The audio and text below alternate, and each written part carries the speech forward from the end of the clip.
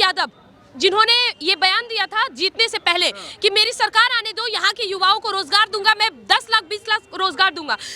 जब सरकार बन गई कोई मतलब नहीं, लेकिन ये सवाल किसी ने नहीं किया, कोई नागरिक कोई नहीं उठा सरकार के विरुद्ध। कौन उठा? मनीष कश्यप, और उसका हर्जाना क्या हुआ? अंदर डाल दिया गया। बाला साहब ठाकरे आज हमारे बीच नहीं है, उनकी एक कही बात है, बहुत अच्छी बात है। उनका एक बयान है जो आपको याद होगा, उन्होंने कहा था कि जब आपको सरकार बनाना होता है, सत्ता बनाना होता है, तो आप जातिवाद की तुष्टीकरण राजनीति करने के लिए बिहार जाते हो, 5 साल में अपने जात वाले को वोट देते हो, हमारे आदमी को वोट नहीं देते हो। लेकिन जब आपको नौकरी चाहिए होती है तो हमारे राज्य में आते हो, हमारे लोगों का हक मारते हो, अपनी सरकार से क्यों नहीं मांगते हो? अच्छा, अभी यही दिक्कत है। सबसे पहले जब कोई आत्मसमर्पण करने आता है, जब कोई समर्पण करने आता है, तो उनके साथ उनको कभी हथकड़ी नहीं लगती है। पहला उनको हथकड़ी लगाया गया। दूसरा, उनका चेहरा नहीं ढका जाता है, चेहरा ढका गया। किसके साथ ऐसा सुलूक किया जाता है? या तो जिसने बलात्कार किया हो, या तो जिसने आतंकवादी घटनाएं की हो, वो आतंकवाद हो, देशद्रोही बयान दिए हो, या देशद्रोही घटनाओं में उसका नाम हो। मनीष कश्यप ने इन सभी कामों में से ऐसा कौन सा काम किया? मुझे जवाब दीजिए। कह रहे थे कि उन्होंने जो वीडियो चलाई वो गलत थी, इससे 2 राज्यों में टकराव हो सकता था। 2 राज्यों में टकराव हो सकता था। तमिलनाडु के वही नेता का बयान ऐसा क्यों आया कि यहाँ पे हिंदी भाषी लोगों की चलती नहीं है? और वो कोई पुरानी वीडियो नहीं थी, नई वीडियो थी, जिसको साबित कर चुके हैं। ये आप बोल रहे हैं ना, वीडियो की बात कर रहे हैं। हमारे राज्य के एसपी को, पुलिस प्रशासन को, सरकार को, ना जाने हिंदुओं को, कितने लोगों को 2 भाइयों ने गाली दी है, और वो वीडियो अब तक नहीं पहुंचेगी, शायद यूट्यूब पे भी ना मिले। जब वीडियो ट्वीट की गई थी 2 भाइयों के द्वारा कि हम क्या स्थिति करेंगे बिहार की, उस पर कोई कार्यवाही नहीं हुई। जब हमारे राज्य के एक पत्रकार हमारे बिहार की सच्चाई को, सरकार की सच्चाई को सामने लाते हैं, नदी नाले को दिखाते हैं, सड़कों को दिखाते हैं, तो इनसे लोकतंत्र की हनन हो जा रही है। मैं बिहार की बेटी हूँ, मुझे कहते हुए गर्व होता था।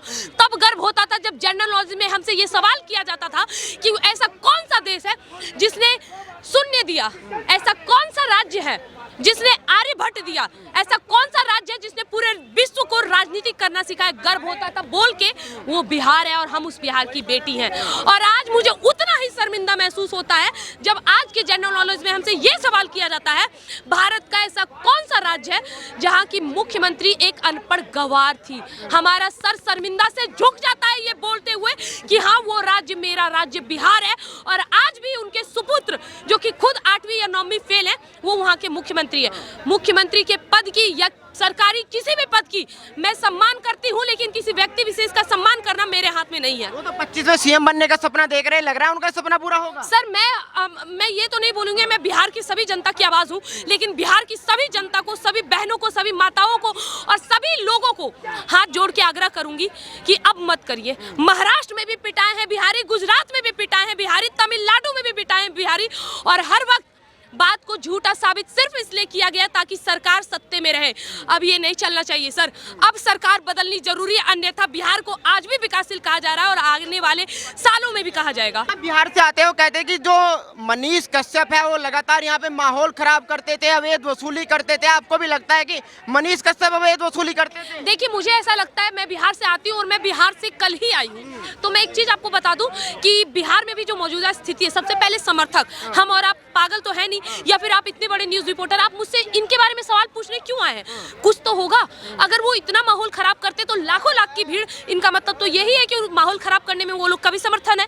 सर, 60 लाख उनके फॉलोअर्स से ना जाने अभी तो और कितने बढ़ गए हैं। तो इन सब चीजों को देख के नहीं लगता है कि उन्होंने कोई इतना घनिष्ठ अपराध वाला काम किया है जिस तरह से उनके साथ सुलूक किया जा रहा है। जिस तरीके से मनीष कश्यप को बिहार में समर्थन मिला, क्या तेजस्वी ने सोचा था कि ऐसा समर्थन मिलेगा? मुझे तो नहीं लगता ऐसा सोचा होगा, क्योंकि अगर वो ऐसा सोचते तो शायद ऐसा नहीं करते, क्योंकि तेजस्वी यादव का दिमागी संतुलन एक ही जगह पे अटका हुआ है, कहाँ? जातिवाद की तुष्टीकरण राजनीति करने में। लेकिन उनको ये समझ नहीं आया कि आजकल का युवा जात में नहीं बैठा हुआ है, वो सब जागरूक हो चुका है।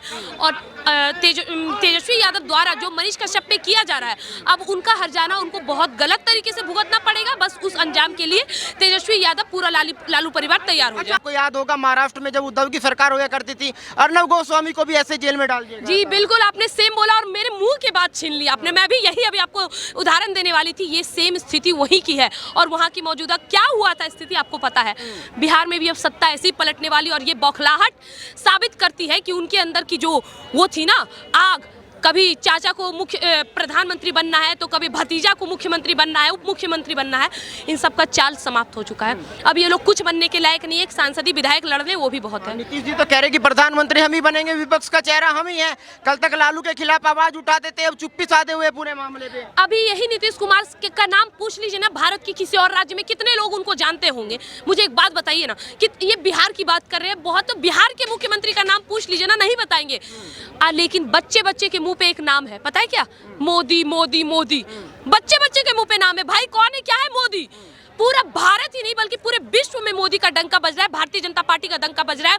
मुझे एक जगह बता दीजिए जहां नीतीश कुमार के लिए ऐसी बौखलाहट, ऐसी पागलपन और ऐसी प्रेरणा स्रोत बातें होती हो। आपने कहा कि बिहार वासियों को बाहर जाना पड़ता है, तो मुझे एक बात बताइए, वजह क्या है? क्यों बिहार वासियों को बाहर जाना पड़ता है? क्यों उनको वहाँ रोजगार नहीं मिल पाता? यही तेजस्वी यादव जिन्होंने ये बयान दिया था जीतने से पहले कि मेरी सरकार आने दो, यहाँ के युवाओं को रोजगार दूंगा, मैं 10 लाख 20 लाख रोजगार दूंगा। जब सरकार बन गई कोई मतलब नहीं, लेकिन ये सवाल किसी ने नहीं किया। कोई नागरिक कोई नहीं उठा सरकार के विरुद्ध। कौन उठा? मनीष कश्यप। और उसका हर्जाना क्या हुआ? अंदर डाल दिया गया। बाला साहब ठाकरे आज हमारे बीच नहीं है, उनकी एक कही बात है, बहुत अच्छी बात है। उनका एक बयान है जो आपको याद होगा, उन्होंने कहा था कि जब आपको सरकार बनाना होता है, सत्ता बनाना होता है, तो आप जातिवाद की तुष्टीकरण राजनीति करने के लिए बिहार जाते हो, 5 साल में अपने जात वाले को वोट देते हो, हमारे आदमी को वोट नहीं देते हो। लेकिन जब आपको नौकरी चाहिए होती है तो हमारे राज्य में आते हो, हमारे लोगों का हक मारते हो, अपनी सरकार से क्यों नहीं मांगते हो? अच्छा, अभी यही दिक्कत है। तेजस्वी यादव का भी एक बयान आया था, वो कह रहे थे कि जितने भी गुजराती है सबके सब ठग हैं। तो आपको नहीं लगता तेजस्वी यादव पर भी एफआईआर होनी चाहिए थी? जो बिहार के डीजीपी हैं उनको एफआईआर करनी चाहिए। आपने खुद जवाब दे दिया, होनी चाहिए थी नहीं, होनी चाहिए। और मैं तो ये बोलती हूँ, जो लोकतंत्र का हनन करे, जो लोकतंत्र की असली परिभाषा समझता हो, संविधान और हमारे लोकतांत्रिक व्यवस्था की परिभाषा समझता हो, उन सब पे एफआईआर होना चाहिए। जो हमारे 33 कोटि देवी देवताओं के खिलाफ बोले, सभी लोगों के खिलाफ प्रदर्शन होने चाहिए और इन सब लोगों को जेल में उठा के डालने चाहिए जो हमारे देश, हमारे धर्म, हर चीज के विरुद्ध हो। मनीष कश्यप को सपोर्ट करने के पीछे वजह क्या है? अगर आप व्यक्तिगत रूप से पूछे तो यहाँ बहुत सारे न्यूज रिपोर्टर, आपको पता होगा मैं दिल्ली में बोलती हूँ, लेकिन यहाँ पे मेरे साथ बोलने के बाद क्या घटनाएं होती है उससे किसी को मतलब नहीं होता। मनीष कश्यप बिहार के हैं, मैं भी बिहार से हूँ, तो उन्होंने बस ये जानने के लिए कि क्या बिहार की वो बेटी दिल्ली में हिंदुत्व के लिए दहाड़ने के बाद क्या वो सुरक्षित है, सिर्फ वो सवाल पूछने के लिए, कोई देश और धर्म का मुद्दा नहीं उठाया, केवल ये सवाल पूछने के लिए वो बिहार से दिल्ली आए। व्यक्तिगत रूप से मैं केवल इसलिए समर्थन करती हूँ। और दूसरा, सरकार से सवाल पूछने का, सिस्टम से सवाल पूछने का हिम्मत हर कोई नहीं करते, और उन्होंने ये हिम्मत करी, नदी नाले को दिखाया, सरकार की सच्चाई को दिखाया, इसलिए समर्थन करती हूँ। आपको लगता है वो सही मुद्दे उठा रहे थे जो उठाने चाहिए? बिल्कुल, वही तो मुद्दे हैं। कौन दिखा? अच्छा, आपको नालंदा विश्वविद्यालय का नाम सुना है? सुना है ना? नालंदा विश्वविद्यालय को नालंदा खंडहर देने वाले कौन? सरकार। उस बख्तियारपुर, जो बख्तियारपुर आप कह रहे हो ना, उस किसके नाम पे बना? बख्तियार खिलजी, जिसने नालंदा विश्वविद्यालय को ध्वस्त किया। क्यों सर, क्यों इन सब मुद्दों पे कोई बात नहीं करता, लेकिन मनीष कश्यप ने किया है। मैं इसलिए उनका समर्थन करती हूँ। बहुत बहुत धन्यवाद आपका।